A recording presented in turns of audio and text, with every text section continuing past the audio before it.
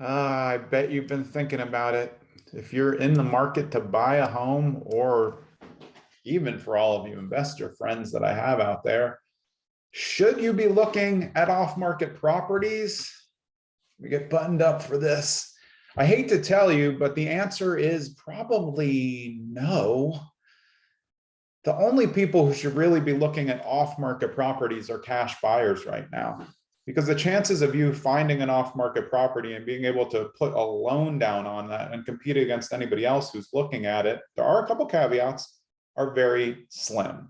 So should you be looking at off-market properties? Again, most of you know. How do I know this? I've been investing for 30 years. I run a big real estate team with multiple agents, about 28 agents in 5 states. My name is Jonathan Green. The team's called Streamline Properties On Market, brokered by eXp Realty. I also have the off-market property acquisition firm, Streamline Properties. And I can tell you, we get a lot of questions from regular market buyers all the time. Hey, should I be looking at foreclosures, off-market properties, dumps on my street? The answer is almost always going to be no, unless you have an in and an established relationship that might work with whatever financing your vehicle you're going to use. But still, that's very, very difficult. Off market is a whole different beat than on market. On market, you're super protected. Agents are involved. In most states, attorneys are involved, title companies involved.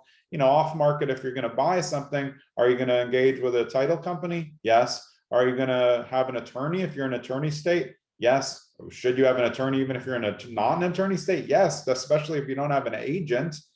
But how are you even finding these off-market deals, first of all? And P.S., props to my team member, Dave Lockhart, for giving me the idea for this video, because it's probably something that you guys were thinking about. So if you do ever have any ideas, or you want a video, you want a question answered, put it in the comments. Or just send us an email at info@streamlined.properties. I will do a video on it. I've been doing this a long time, but when it comes to off-market properties, again, we see a lot of market buyers who will come in and ask us about, hey, this home on my block's been vacant for 4 years. Should I get this? First thing we ask, are you an investor? Are you looking to live in the home? If you're looking to live in the home, these are really going to be outside of your comfort zone for most parts, and we'll go over kind of the difference between a few of them.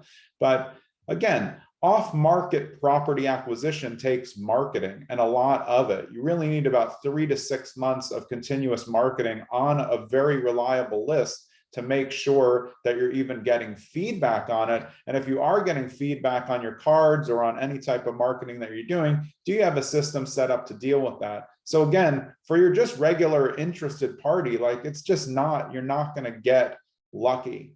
I mean, could you? Maybe, but the only way to get lucky would be to target properties that have data that suit what you're looking for, and then present yourself honestly. Like, if you're in the market for a home in a nice neighborhood as a regular home buyer, you can't find a home. A lot of times as agents, we will mail a couple people in those areas.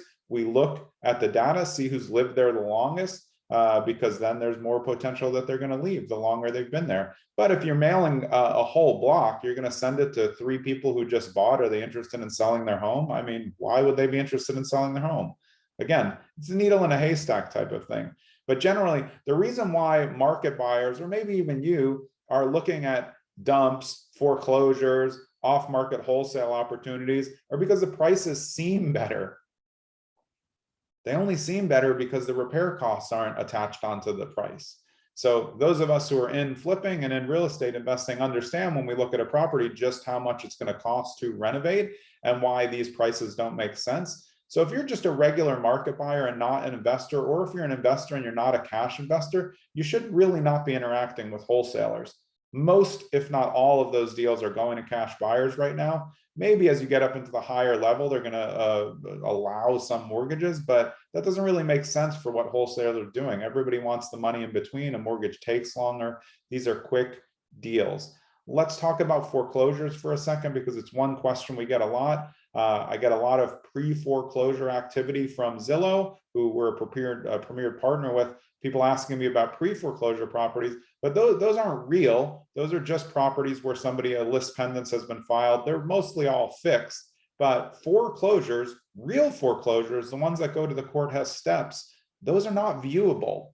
So if you're a market buyer, why would you be buying a house that you can't see, that could have unknown liens on it, and where there's already an issue with somebody not paying?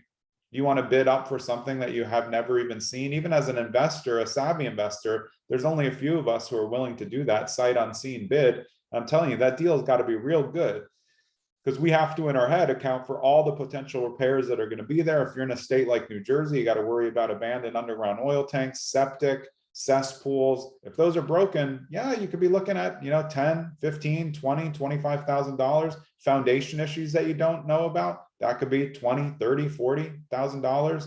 So in general, if someone comes to you and asks you, if you're an agent or if you're a friend, and they say, hey, how do I get into looking at off-market properties? And they're just a regular market buyer, you're just going to tell them to stop. And really, if they're not an experienced investor, you're going to want to advise them to stop unless they talk to someone, develop a game plan that goes over exactly what they're looking for. But in general, it's not a very good use of your time. If you're a new investor or you're just a regular home buyer, you really want to be interacting on the market with properties where you're safe, where you can do inspections, where you can go see the house 2 or 3 times, bring family members if you need to, preferably not to inspection, because that always ruins everything. Sorry, but true. That's what you need to do. So if someone poses the question to me, almost anyone, should I be looking at off-market properties? My answer is almost always going to be no. Stick with what's on the market. The off market is just as hot. It's just that you don't know what the actual price and costs are, because the repair costs aren't in there, and there's lots of stuff that's hidden, which is why it's off market and not on market. You can get the most on market. So if there aren't issues, most of those are going to go on market. Some sellers are just being smart. They don't really want to do the whole showing and lockbox and signs thing, but they're still going to do well. And the more you can disclose, the better. But if you're not having access to things as a buyer, and you're new as a buyer or an investor, you got to pass. So generally, the answer is just going to be a very hard no. Have a great day.